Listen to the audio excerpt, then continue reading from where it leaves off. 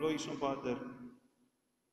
Αγαπητοί εν Χριστώ αδελφοί, ας αφιερώσουμε 10 λεπτά από το χρόνο μας, όσο διαρκεί μία αιμοδοσία, να προσέξουμε τα λόγια του Κυρίου μας. Το Ιερό Ευαγγέλιο, το Ιερό Βιβλίο της πίστεώς μας, είναι χωρίς αμφιβολία το καλύτερο ψυχοθεραπευτικό βιβλίο. Στα αλήθεια, θα μπορούσαμε να θεραπευτούμε όλοι μας, γιατί ο Κύριος μας και θέλει και μπορεί να μας θεραπεύσει, εάν δίναμε σημασία στα λόγια Του, σε αυτά που μας λέει. Εάν, συγχωρέστε με για την αδόκιμη έκφραση, παίρναμε τα λόγια Του της μετρητής. Σήμερα λοιπόν, ο Ιερός Ευαγγελιστής Ματθαίος, που συνεχίζει την αφήγησή του μετά τον χορτασμό των 5.000 ανδρών, χώρια των γυναικών και των παιδιών, με το θαύμα που έκανε ο Κύριος μας του πολλαπλασιασμού των άρτων και των ιχθύων, και επειδή ο κόσμος ήθελε να τον αναγορεύσει βασιλιά. Έτσι είμαστε εμείς. Σου λέει, τζάμπα καθόμαστε, τρώμε και πίνουμε. Δεν είχαν εισέλθει στο βάθος του νοήματος, του θαύματος που τους έκανε ο Χριστός. Ο Χριστός μας λοιπόν θέλει να θεραπεύσει και το σώμα μας και την ψυχή μας. Νοιάζεται και για τα δύο, γιατί ο άνθρωπος είναι ψυχοσωματική ύπαρξη. Βλέποντας λοιπόν τον κόσμο να θέλει να τον αναγορεύσει βασιλιά, λέει στους μαθητές του να αποτραβηχτούν με το πλοιάριο, και αυτός, αφού πρώτα διέλυσε τον κόσμο, πήγε, λέει ο Ιερός Ευαγγελιστής, ανέβηκε στο βουνό για να προσευχηθεί. Και αν στα αλήθεια προσεύχεται ο Κύριος μας, που είναι Θεός, φανταστείτε τι ανάγκη για προσευχή έχουμε εμείς οι άνθρωποι, έχει η ψυχή μας, τέτοια που λένε οι Άγιοι μας, προσευχητέων δι' μάλλον ή αναπνευστέων. Είναι, λέει, στα αλήθεια πιο μεγάλη ανάγκη για τον άνθρωπο να προσεύχεται από ότι να αναπνέει. Ένα το κρατούμενο, ας το κρατήσουμε αυτό από το σημερινό Ευαγγέλιο, ότι ο Χριστός μας προσεύχεται. Πόσο μάλλον πρέπει να προσευχόμαστε εμείς. Και όταν λοιπόν προχώρησε η νύχτα, τότε λέει ο Χριστός μας, περπατώντας επάνω στη θάλασσα, λέει ο Ιερός Ευαγγελιστής Ματθαίος, προσήγγισε το πλοιάριο με τους μαθητές του. Βλέποντάς τον, οι μαθητές του, βλέποντας μια σκιά να περπατά επάνω στη θάλασσα, φοβήθηκαν, ταράχθηκαν. Γιατί νόμισαν ότι είναι φάντασμα. Μα και οι μαθητές του Χριστού φοβούνται. Ναι, είναι και άνθρωποι. Άλλωστε δεν έχουν λάβει ακόμη το Άγιο Πνεύμα. Αυτό θα το λάβουν την ημέρα της Πεντηκοστής. Τώρα λοιπόν φοβούνται, όπως φοβάται ο καθένας από μας. Ποιος από μας στα αλήθεια, τους ανθρώπους, μπορεί να πει ότι εγώ δεν φοβάμαι τίποτα. Είναι η ζωή μας κατακλυσμένη από φόβους πραγματικούς και από φοβίες. Φοβίες από αυτά τα οποία δεν είναι πραγματικοί φόβοι. Και ποιος θα μας θεραπεύσει από αυτά? Να, μας το λέει ο Ιερός Ευαγγελιστής. Πώς θεράπευσε τους Αποστόλους Του. Τότε λοιπόν, αμέσως, λέει ο Ιερός Ευαγγελιστής, μίλησε στους μαθητές Του και τους είπε, «Αρσείτε, έχετε θάρρος, μη φοβάστε, εγώ είμαι». Θα πει κάποιος, «Ωραία, αυτοί είναι τυχεροί, είναι οι μαθητές του Χριστού. Σε αυτούς έκανε το θαύμα. Με μας τι γίνεται?» Όχι, αγαπητοί μου, όχι, δεν είναι έτσι τα πράγματα.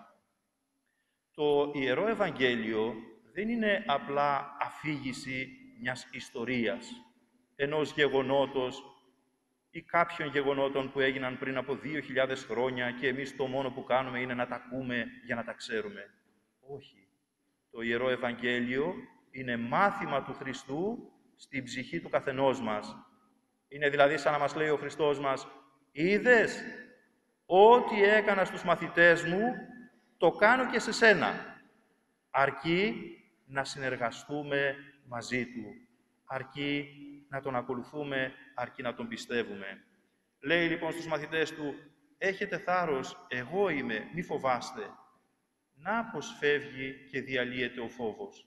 Με τη σχέση μας, την αληθινή όμως, όχι την ψεύτικη, την τυπολατρική, την επιφανειακή, την υποκριτική, όχι με τέτοια θεατρινίστικα κόλπα, αλλά με την αληθινή σχέση μας με τον Χριστό. Και τότε ο Απόστολος Πέτρος, αυτός που πάντοτε ήταν πιο αυθόρμητος, που έπαιρνε πρωτοβουλίες, αυτός λέει, «Κύριε, αν είσαι στα αλήθεια εσύ, πες μου να έρθω κοντά σου και να περπατήσω στα νερά επάνω, στη λίμνη». Και ο Κύριος του είπε, «Έλα». Και κατέβηκε, λέει, από το πλοίο ο Πέτρος και περπάτησε επάνω στα νερά για να έρθει κοντά στον Ιησού. Περπατούσε πάνω στα νερά. Βλέποντας όμως τον άνεμο ισχυρό, φοβήθηκε. Είπε παραπάνω ο Ιερός Ευαγγελιστής ότι το πλοίο ήταν μέσα στη θάλασσα και βασανίζονταν από τα κύματα και ήταν αντίθετος ο άνεμος. Ήταν το πλοίο με τους μαθητές του, αλλά είναι και το πλοίο της ζωής του καθενός μας. Γιατί η ζωή του καθενός μας μοιάζει με πλοίο μέσα στη θάλασσα που το βασανίζουν οι άνεμοι και τα κύματα. Οι δυσκολίες, οι θλίψεις, οι στενοχώριες, οι αρρώστιες και ο θάνατος. Αυτές είναι οι δυσκολίες που αντιμετωπίζει στη ζωή του ο κάθε άνθρωπος. Βλέποντας λοιπόν ο Απόστολος Πέτρος τον άνεμο να είναι δυνατός, φοβήθηκε. Από τη μια η πίστη του που τον έκανε να περπατάει πάνω στα νερά.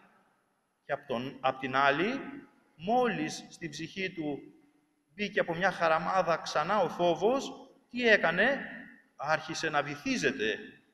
Και τότε πάλι έβαλε τις φωνές, έκραξε με φωνή μεγάλη και είπε, «Κύριε, σώσε με». Και τι λέει ο Ιερός Ευαγγελιστής? Ευθέως ο Ιησούς, αμέσως ο Ιησούς έκτινε τη χείρα του, άπλωσε το χέρι του και τον έπιασε και τον βοήθησε. Θα πει κάποιος, και εδώ έχουμε παράπονα. Εδώ ο Χριστός μας αμέσως ανταποκρίθηκε και τον έσωσε. Εμείς τι? Μα εμείς τόσο καιρό κάνουμε προσευχή για ένα θέμα και απάντηση δεν πήραμε. Και ποιος μας λέει, αγαπητοί μου, ότι επειδή ο Θεός δεν μας έκανε το θέλημά μας, ποιος μας λέει ότι δεν μας άκουσε κιόλας? Μας ακούει ο Θεός, αγαπητοί μου, μας ακούει και όχι μόνο μας ακούει, αλλά είναι και δίπλα μας. Τώρα, το πότε και αν είναι για το συμφέρον της ψυχής μας να ικανοποιήσει το θέλημά μας, αυτό είναι μια άλλη μεγάλη συζήτηση που δεν είναι του παρόντος. Λέγει λοιπόν ο Ιερός Ευαγγελιστής, απλώνει το χέρι του ο Χριστός μας και του λέει, «Ολιγόπιστε, γιατί εδίστασες?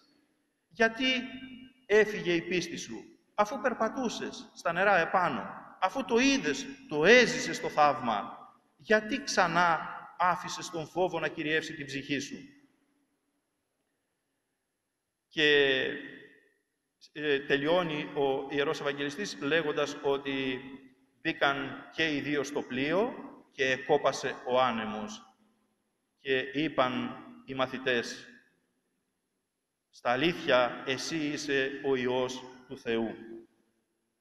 Να λοιπόν, αγαπητοί μου, πως ο Υιός του Θεού, ο αληθινός Θεός, ο Χριστός μας, ο Κύριος μας, μπορεί να θεραπεύσει και τις δικές μας φοβίες και τους δικούς μας φόβους και τις δικές μας ιστερίες και τις δικές μας χρήσεις του πανικού να ειρηνεύσει, να γαληνεύσει την ψυχή μας.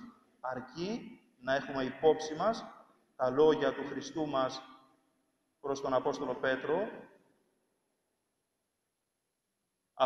αυτή την φράση «Ολιγόπιστε ιστή εδίστασας».